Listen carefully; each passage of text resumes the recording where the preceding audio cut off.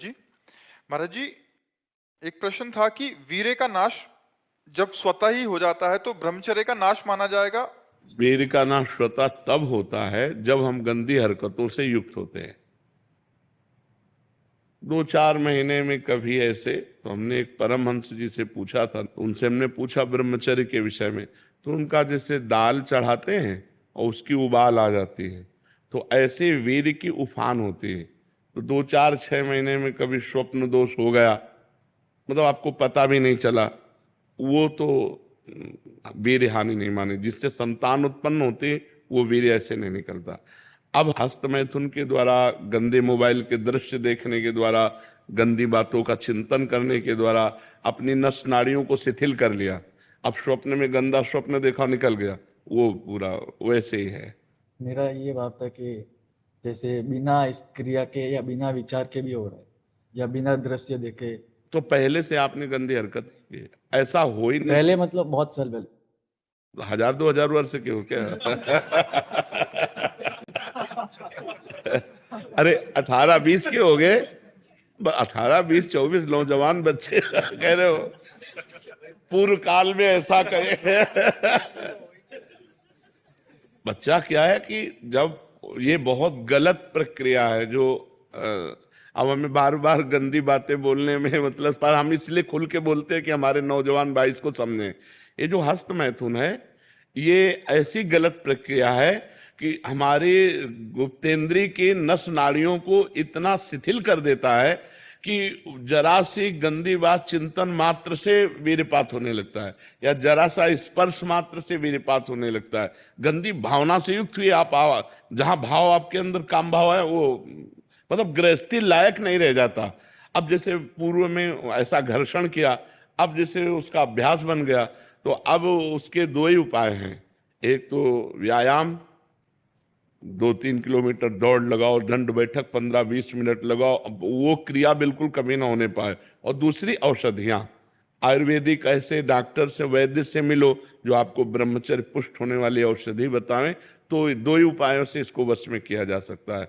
और जब स्नान करें तब ठंडा जल नाभि के ऊपर यहाँ से 2-4 लीटर ऐसे धीरे धीरे ठंडा जल डालें ऐसा, और जब लघुशंका जाएं तो आधा लीटर ठंडा जल से गुप्तेंद्री को उसको, तो धीरे धीरे वीर्य पुष्ट होने लगे तो है। घर्षण कभी ना करें, अगर हस्तमैथुन का घर्षण करेगा भूल से भी तो फिर ठीक होने वाला नहीं।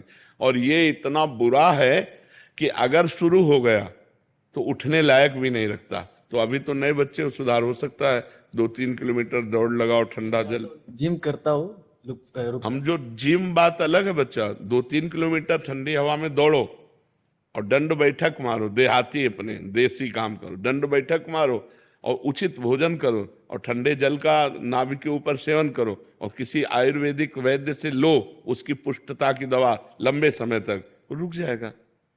वो एक मनोवाह नाड़ी है हमारे अंदर, जब हम कोई गलत चिंतन करते हैं तो वो मथानी की तरह, वीर्य का कहीं स्थान नहीं पूरे शरीर में, पूरे शरीर के खून को मथ करके वो 1 मिनट में जैसे दूध से घी निकाल लेते हैं ना, ऐसे खून को मथ करके वीर्य निकालती है।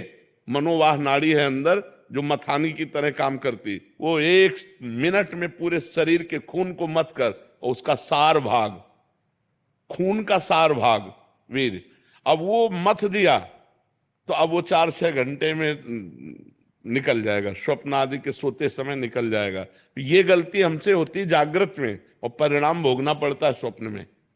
वो मनोवाह नाड़ी ने अगर मथ दिया, जैसे आप कामुक हो गए, अब उसने काम कर दिया, अब वो निकल जाएगा। अब आपका, आप कुछ करो या ना करो, वो अपने आप निकल। इसीलिए तो चिंतन संभालने के लिए हम कह रहे हैं राधा राधा नाम जप करो, भगवत चिंतन करो, गंदी बातें देखो मत मोबाइल से।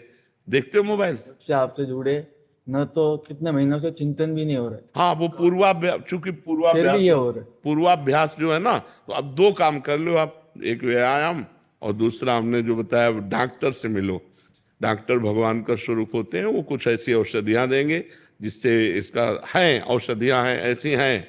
ये ब्रह्मचर्य रोकने के लिए बिल्कुल बीमार की तरह भोजन किया जाता है, दाल रोटी साग बिल्कुल और पवित्र विचार, चिंतन पवित्र, आचरण पवित्र, आसन पवित्र, तब वो ये ब्रह्म शक्ति है, कोई साधारण थोड़ी। पर बड़े भाग्यशाली हो जो इसे रोकना चाहते हो। प्रयास करो, प्रयास करो। चेष्टा की है, लेकिन आज 23 साल का हूँ। अस्तमैथुन से कभी ये नहीं किया, वीर्य का नाश नहीं किया, आपकी कृपा। ये खाली पता नहीं, चिंतन से पहले होता था, लेकिन अभी आपसे जुड़ा हो तब से तो चिंतन होना ही बंद हो गया आपकी कृपा से इस काम का, और खाली अभी अपना हो रहा है। आप ये पहले व्यायाम करो, व्यायाम करो, और ये दौड़ भाग करके इसको शिथिल करो। ये प्रयोग में आ जाएगा तो सही हो जाएगा।